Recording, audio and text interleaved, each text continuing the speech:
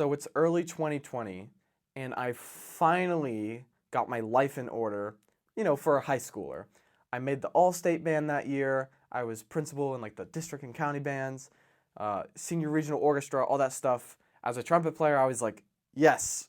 After, 2 to 3 years of like all this work every single day, it's starting to pay off. And I was doing well in school for the first time, because I wasn't really paying attention for the first 2 years. And then what hits, and everything crumbles down, and just like everybody else, my mental health and every aspect of my life just completely depletes. My practice sessions go from energized and engaged to I'm still playing often, because that's just like the habit that I built up throughout the past couple years. I'm still playing, but I have YouTube on at the same time. I'm watching this, I'm watching that, I'm scrolling on social media, and I don't have a specific goal to work toward. So now I'm just like, the one thing that was propelling the rest of my life forward, which was practicing the trumpet, was starting to become more of a hobby, and it wasn't fulfilling. And it got to the point where when I finished practicing, I wouldn't feel good about myself like I used to. I wouldn't feel good about my life like I used to. It was just kind of like, okay, now that's done. Time to move on to playing video games. That kind of became my life. And while I started to get things in order going into college, that kind of effect stayed with me.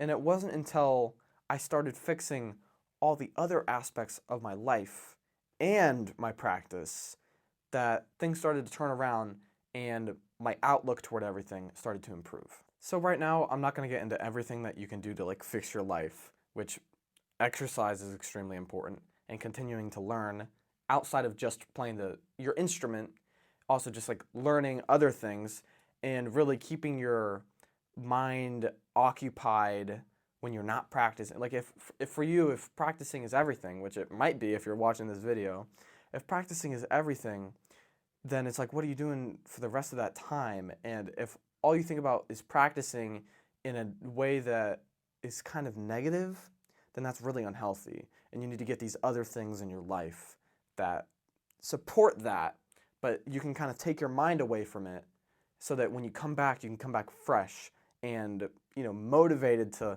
all right, I'm going to get this done today. So first of all, I highly recommend that you practice without your phone anywhere near you. And if it is near you, it should be on Do Not Disturb and not on, unless you're like using like your metronome or something. It has become such a distraction to the point where you might find that you could practice 365 days in a year and improve. You might get worse. That's happened to me. I get worse from practicing more when I'm distracted while I practice. So I think it's extremely necessary to not have that sort of distraction while you play. Something else that is really important in my opinion is you need some type of warm-up routine or warm-up approach. Now, for you, this could be like, oh, I play in the lead pipe first.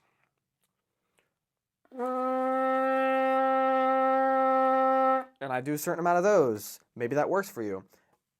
Maybe you do the mouthpiece.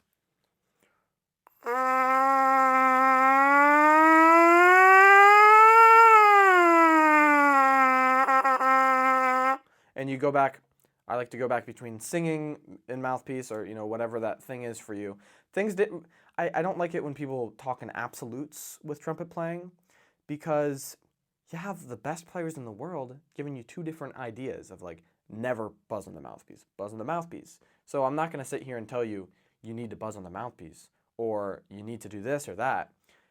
What you need to do is either find a mentor who's going to tell you that anyways, or find what works for you through trial and error. And I mean, who knows what's going to work for you?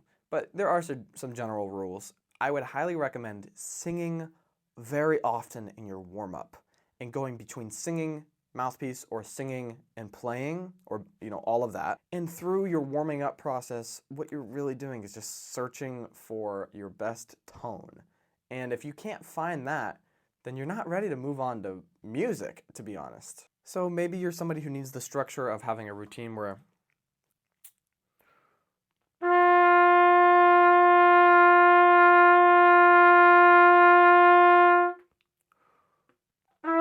you know, some sort of like long tone exercise like that where you go, you know, something like that, or maybe.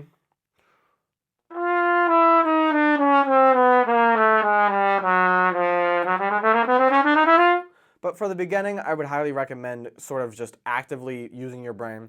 Ah. Oh. Whatever it is, you need to be extremely conscious during that time. Now, right after warming up and setting yourself up for like a really good playing day, I would say that the next most important thing to not walk away feeling like garbage is when you're learning your music, assuming you're learning music during this practice session, you need to be so particular in what you're doing that it's almost impossible to mess up whenever you have to audition with it or perform with it. For example, if we're playing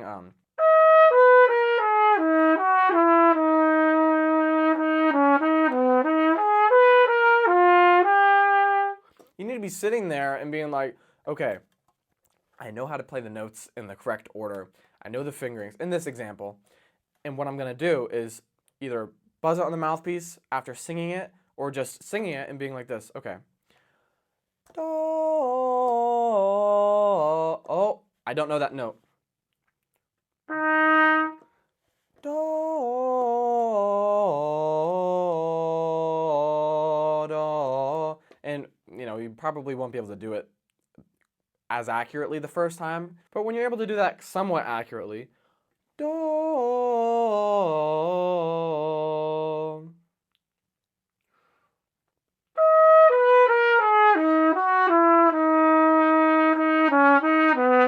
And you go through like whatever it is, the whole thing that you're playing, and you really get it in your ear to the point where you can sing it perfectly almost. You will be like astonished, assuming your fundamentals were in place from the warm-up earlier. You will be like shocked at how much easier it is to play the whole thing and how much you're not thinking about the physical aspect and you're just kind of like singing through it, literally.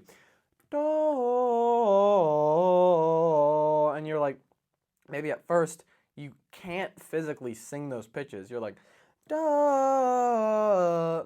That means that you got to spend quite a bit of time even on those first two notes. Do. And of course, this is just one example. This applies to anything like this. And so if you're performing this for an audition, chances are you're not going to mess up very much because you're singing it through your instrument and you've spent all that time sitting there. La, da, da, da, da, da, da. Yeah, I missed it a little bit. You spent all that time perfecting it in your head to the point where even if you do mess up in the audition or, you know, in the performance, you're not even upset because you're like, well, I prepared this pretty good and I know what I'm capable of. And, you know, it kind of sucks that it didn't go as well here, which it probably will. You know, I'm like, well, there's not that much more I could have done, you know, except for maybe my fundamentals could have been better. But it's like, I really learned this music and I'm pretty happy about where it was. And so really all this is like, it's like you're making a process and you're just really focusing during that time. So if you're doing something, you know, with a metronome and it's like, all right, I need to learn this slowly. So I put the metronome. Da, da, da, da, da. I can sit here and learn this lick. Da, da, da.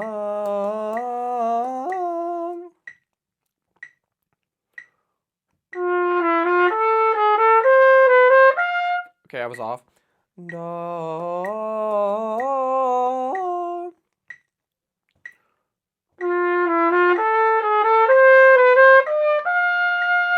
Okay, I missed a note, but we're going to act like I played that perfectly, and we're just going to move up some clicks. It's a little faster. Da. Didn't sing it well. La, da, da, da, da, da, da, da, da.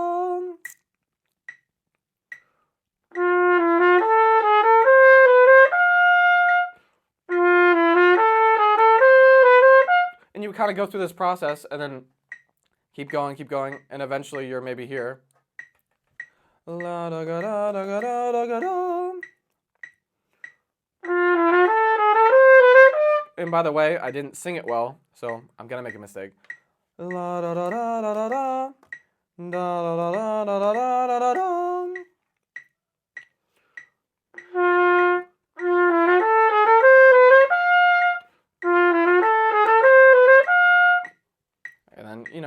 what my point is, and then you go up to the actual tempo. That's not actual tempo.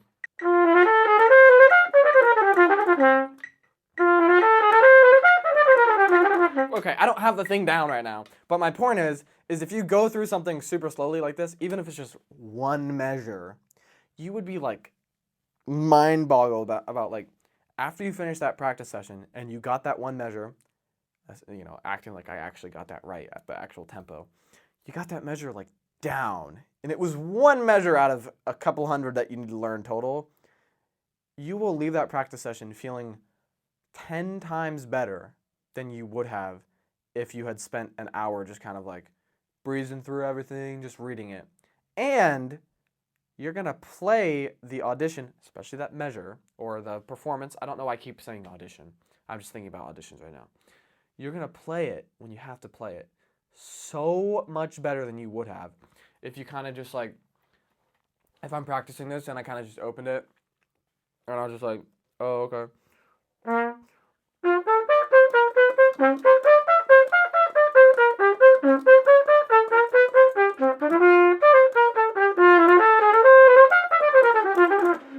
And I'm like, oh, it doesn't sound that good, but I'll just like play it through again. It's like, first of all, it doesn't sound good, so sit there. Da, da, da, da, da. If you haven't done that type of work yet, it's not going to sound good when you go. Just because you can read the music and be like, and you can get the fingerings, does not mean that you're sounding good. That's like a fallacy of practice sessions. Me being able to sight read this in my head and being able to kind of like noodle through it has nothing to do with me being able to perform this well. I need to sit here, even though it's simple in my head, I need to sit here and literally go, da, da, da, da, da, da, da.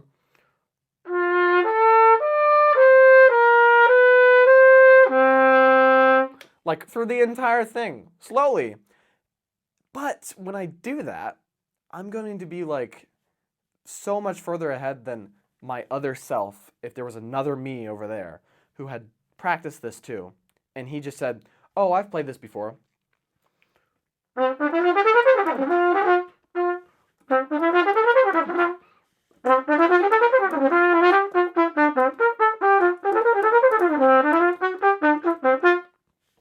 So this is kind of a random video, I know, but just the ability to practice and really have like this solid intention of like, this spot, I'm gonna learn so well, and the key thing is to sing it. I know you don't want to sing. I know you're probably embarrassed to sing, but the ability to sit there and just like kind of humble yourself and be like, all right, I don't know how to play this, or I think I know how to play this, but it doesn't sound like a professional, so I'm literally gonna sit here and be like, do, until I can sing that right and then be able to play it right. So it's just one of those things that I promise if you do this process, which I'm not perfect. I don't do this every single day. I don't do this every practice session at all. I fall into the same exact pitfalls that everybody else does, like all the time. But I'm telling you, whenever I don't do that and I just take the time to learn a spot by singing it and get it so ingrained in my ear that I will honestly have it memorized forever. When I do that, I walk away from that practice session and from that day feeling like $1,000,000. Even if my fundamentals that day were like whatever. You know, I mean, if they were good, you know, I feel great, but even if I'm not playing that well, if I spend the time on something like that, it just feels so much better to be a human being after. And I think that's some positive reinforcement to like practice again and to get better that's necessary if you want to actually improve. So if this video was completely confusing to you, I guess dislike it. But if you do try this and it helps and you walk away and you're like, dang, I actually got something done today for the first time ever, then drop a like and subscribe. And I'll see you guys in the next video.